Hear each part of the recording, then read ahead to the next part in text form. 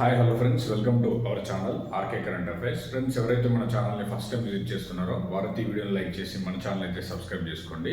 Friends, ఈరోజు TMRS Telangana model residential schools సంబంధించి notification అయితే రావడం జరిగింది.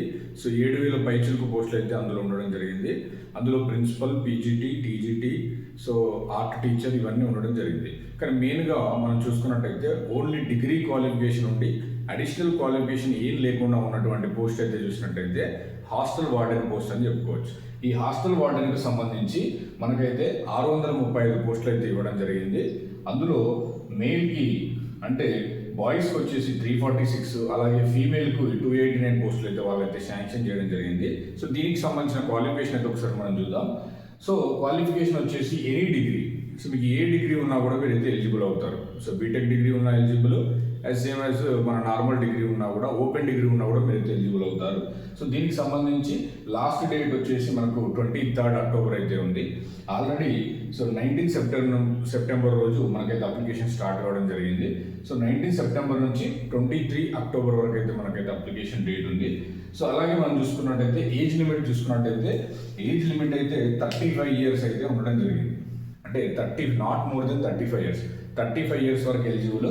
35 ఇయర్స్కి ఒక్కరోజు ఎక్కువ ఉన్నా కూడా నాట్ ఎలిజిబుల్.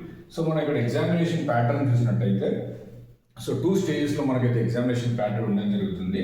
ఫస్ట్ స్టేజ్లో వచ్చేసి ప్రిలిమినరీ ఎగ్జామ్.